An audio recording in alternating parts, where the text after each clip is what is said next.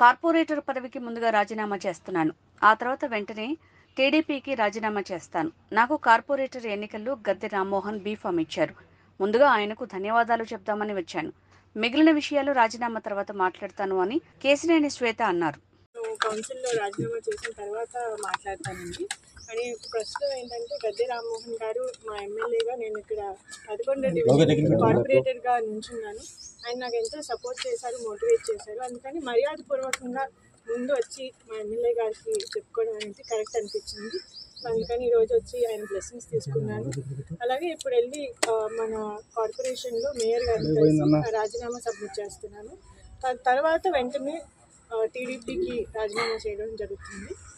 ఆ తర్వాత నేను మాట్లాడదామని అనుకుంటున్నాను. ఎందుకు మేడం మీరు ఎందుకు రాజీనామా చేయాలని అనుకుంటున్నారు? నేను అన్ని కూడా మీకు అన్ని స్పష్టం చేస్తాను. కానీ కౌన్సిల్లో ఫస్ట్ అంటే కార్పొరేషన్లో ఫస్ట్ రాజీనామా చేసిన తర్వాత నేను మాట్లాడతానండి.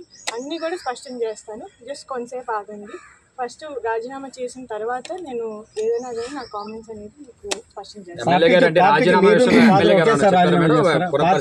ఎమ్మెల్యే గారు ఏం చెప్పారు? చాలాసేపు మాట్లాడారు కదా సింగిల్ గా. అంటే మేము ఎప్పటి నుంచో కూడా ఫ్యామిలీ ఫ్రెండ్స్ అండి. నేను చిన్నప్పటి నుంచి కూడా గారి ఇంట్లో నేను ఎప్పటి నుంచో చిన్నప్పటి నుంచి ఆడుకుంటూ ఉంటాను. వాళ్ళ ఇంట్లో పెరిగిన మనిషిని నేను.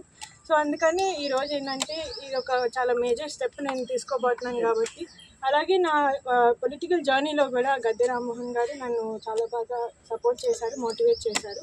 ఇక్కడ మా ఈస్ట్ కాన్స్టిట్యున్సీలో మేము కార్పొరేటర్స్ అందరం కూడా ఆయనతో పాటు చాలా బాగా పనిచేసాము.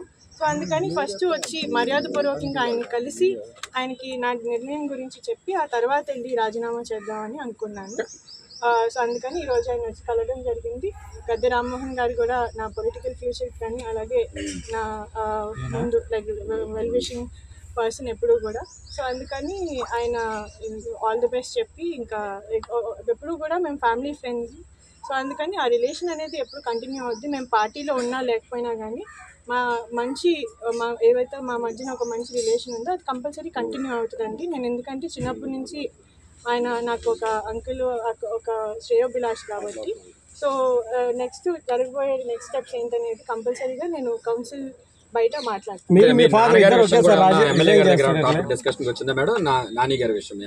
లేదండి, అంటే ఇప్పుడు జరిగిపోతున్న పరిణామాలన్నీ కూడా అందరికీ తెలిసినవే. సో స్పెషల్గా దాని గురించి మా మధ్య డిస్కషన్ రాలేదు. నేను జస్ట్ ఆయనకి థ్యాంక్స్ చెప్పడానికి వచ్చాను. ఎందుకంటే నన్ను బాగా సపోర్ట్ చేశారు. ప్లస్ నాకు ఫస్ట్ నేను క్యాండిడేట్గా నుంచినప్పుడు ఆయనే నాకు బీఫామ్ ఇచ్చారు పార్టీ తరపు నుండి. అందుకని ఫస్ట్ ఇక్కడికి మర్యాదపూర్వకంగా ఆయన కలవడమే కరెక్ట్ అనిపించింది. మీరు మీ ఫాదర్ ఇద్దరు ఒకేసారి అంటే మా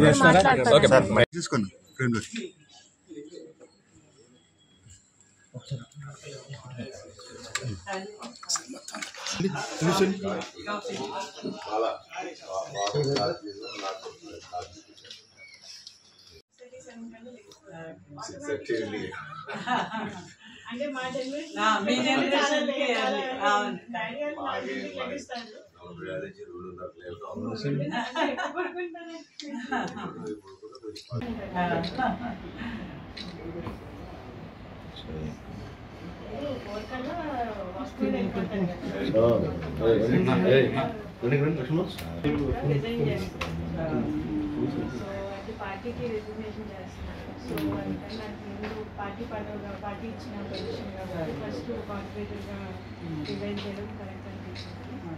మన అంకుల్ సపోర్ట్ చేసింది కాబట్టి బీఫామ్ ఇచ్చిన ఫస్ట్ అంకుల్